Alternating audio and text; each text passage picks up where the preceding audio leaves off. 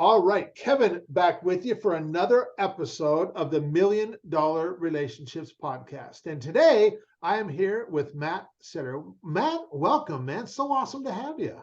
Thanks. Great to be here. Yeah, and I gotta, I gotta give a shout out to Andrew again. And Andrew Ailman runs this service for podcast hosts like me and people like you, Matt, who want to get on some podcasts and stuff. Sure. And I have not once ever met Andrew in person. We've emailed back and forth sometimes, and I got to say too, I have met a number of amazing people thanks to Andrew.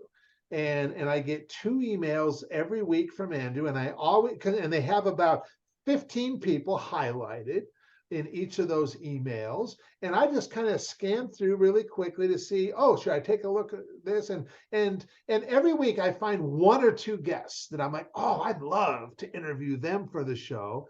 And so, Andrew, shout out to you, man, because even though you and I have never met in person, I absolutely love and appreciate the work that you do and the impact that you're making in this world through that. And so yeah, that's how you and I met, Matt. And we've already had 1 conversation, and we just really hit it off. And I've been looking forward to this interview with you, and because I know that your story is going to inspire a lot of other entrepreneurs, founders, and CEOs. And so what I'd like to do is just kind of start off by turning it over to you so that you can share a little bit of your background, and we can set a little bit of context. Let people know what you do, who you serve, right, what inspires you most about the work that you do. And we'll just start there, Matt. Sure.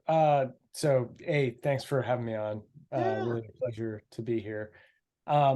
In terms of thinking about where I am today, and I think that we can talk about the road that got me here, relationships being a very key driver within that. And I think it can seem like a long and winding road, as all of our lives do. Today, there's a couple different things that I do. I manage a global CEO network, and it's called Advantage Foundry Network. The goal is to bring together leaders to deal with change and finding opportunity in change. And the best way to find opportunity in change is a network that is diverse in experience, expertise, and perspective.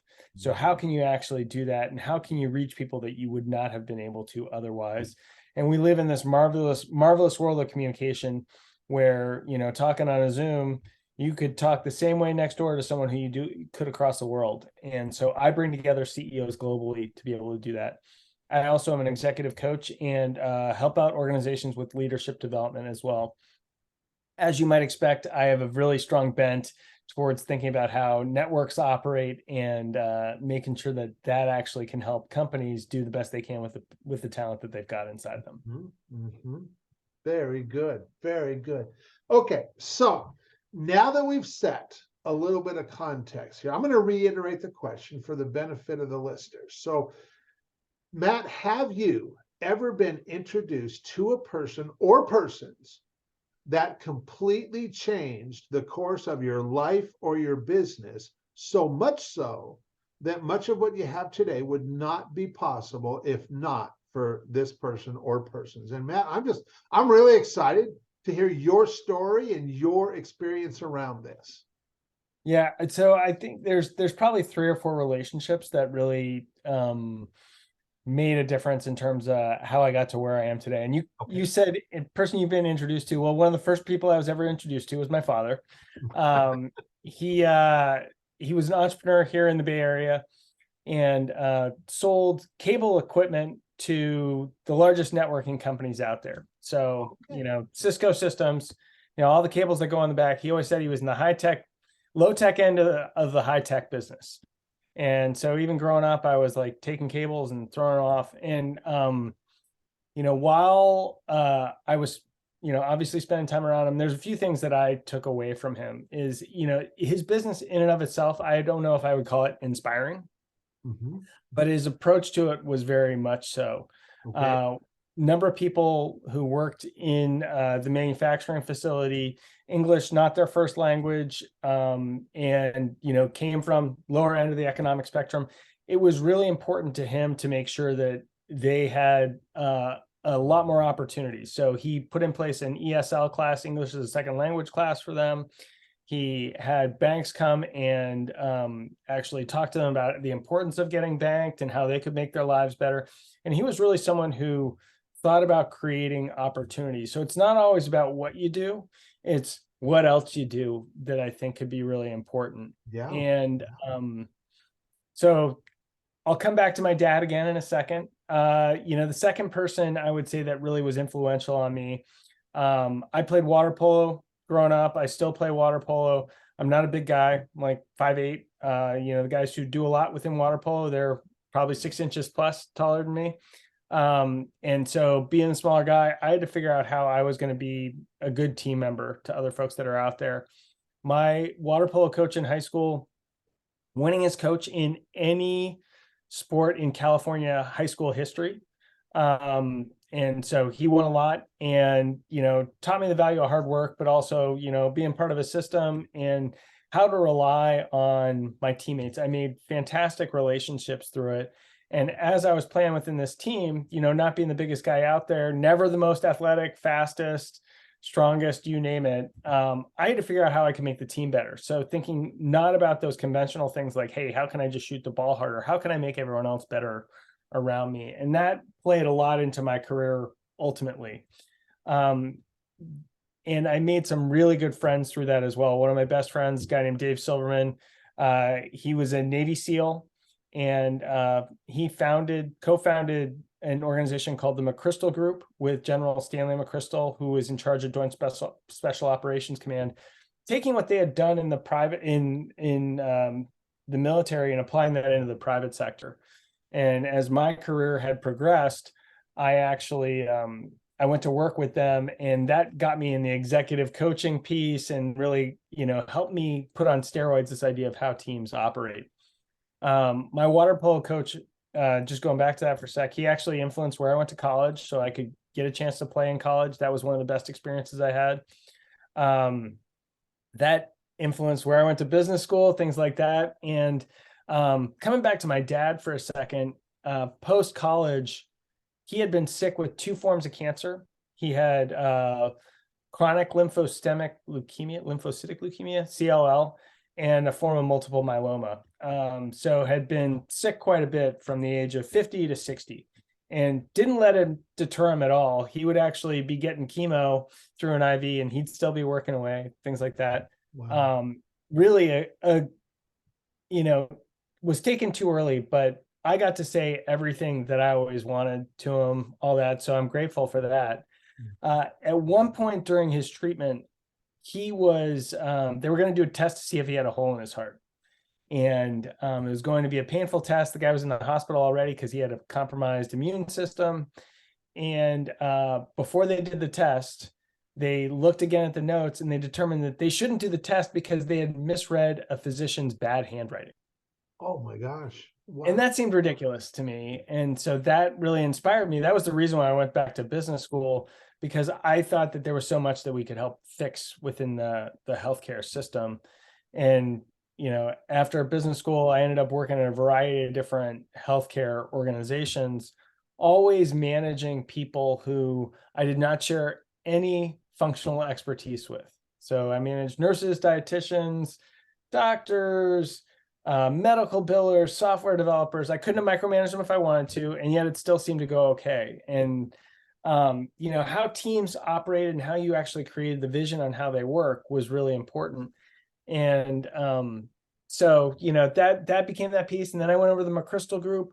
That relationship with Dave Silverman and him bringing me in was really important. And while I was there, I worked with a number of former defense intelligence analysts who taught me about network analysis, taught me about how networks operate. These are the types of folks who were in the CIA, things like that, and are really interested in how you track people.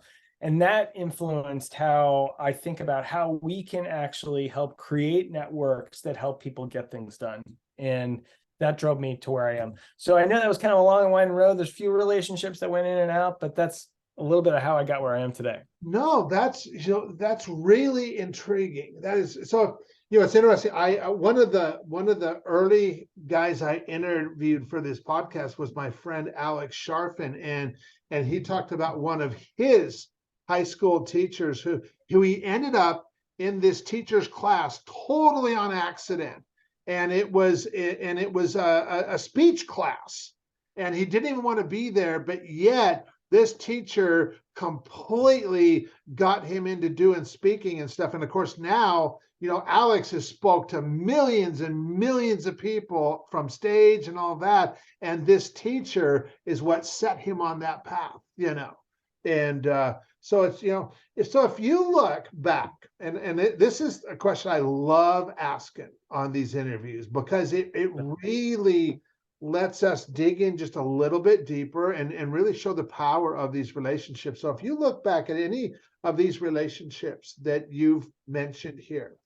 and over history here, things have transpired. And if you look at any one of these relationships where you look and go like, okay, you know what, because of this relationship, this transpired, this took place, where a big impact was made, and hands down, it would have never happened if that relationship would not have been intact. I'd like to hear, what comes up for you as an example for something like that, Matt? Well, I mean, I already gave the example of the water polo team that I was on, but that kind of set the course for absolutely everything. Okay.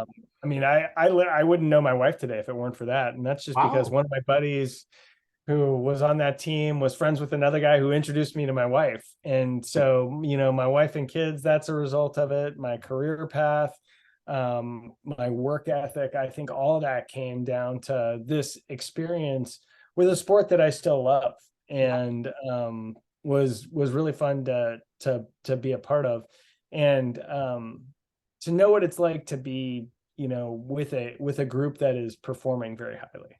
Yeah.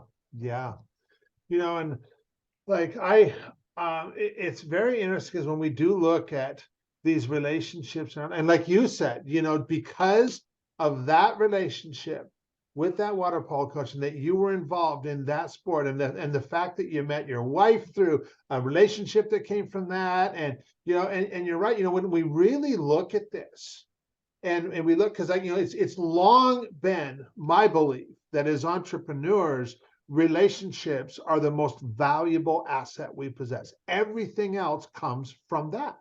Sure. And when we really look at this, we especially when we look back in our history and look at what has come from some of the relationships, and we really start to look at that and like, man, that was really impactful. A lot came from that, and I think we don't do that enough. And I know that's one of the things through this podcast that I really encourage entrepreneurs to do more of, is really look at the power of these relationships in our lives. And so, well, have you ever heard of the term Dunbar's number? yes. Okay. Why don't you share a little bit of that? Yeah. So the number, which the actual number, I would say, is of less consequence than the implications around it. It's 150.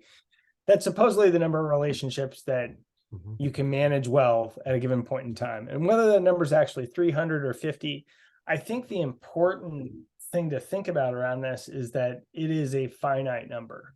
Yes. And if it's a constrained number, what that means is it's a resource that's precious in some way. What relationships you can actually pay attention to. And if you've got a precious resource, you should be deliberately managing it in some way. You ought to be considering what relationships you have. And, your 150 is going to include different people over the course of your life, but there may be reasons why they fall in and out of your life as well. And so thinking about who that 150 is, who they should be, who you want them to be, I think is really, really important. Absolutely. Yeah. And you are absolutely right. We need to be extremely intentional in who we allow into our lives, and who we invite into our inner circle and stuff too, because it makes all the difference in the world right there. And so it really does. Matt, for one, I mean, thank you. Thank you so much for taking the time to have this conversation today. For anybody that's listening to this, going, man, Kev, I really like Matt. I like the way he shows up. How can they find out more about what you guys are doing? I mean, any resources you want to offer or anything like that? Yeah, absolutely. So the name of my company is Advantage Foundry Network. Our website is afn.global, no .com or anything like that, just afn.global. Also, like the joke that I like to tell is I once heard that you can remember that someone is a baker much easier than the last name is Baker. So just picture me sitting down, picture a guy sitting down. My last name is Sitter, just like babysitter. And you can find me on LinkedIn and other places like that. So Matt Sitter, there's a few other Matt Sitters out there, but I'm not too hard to find. Nice. Very good. Very good. Well, Matt, once again, I really appreciate you taking the time to have this conversation. Any last thing you want to share before we call it a wrap? No, just like, I think that, the real relationships are really important. I would say also thinking about the value of time is very important. Leaders have to think about the return on their time and how they're actually using it wisely. And so that means like, hey, how are you thinking about how you're communicating, who you're working with, things like that. Be willing to scrutinize your time and your relationship strongly, and you can get to the right spot. Yeah, absolutely. Well, Matt, once again, thank you so much for taking the time to have this conversation. Really appreciate it. You bet. Thanks, Kevin.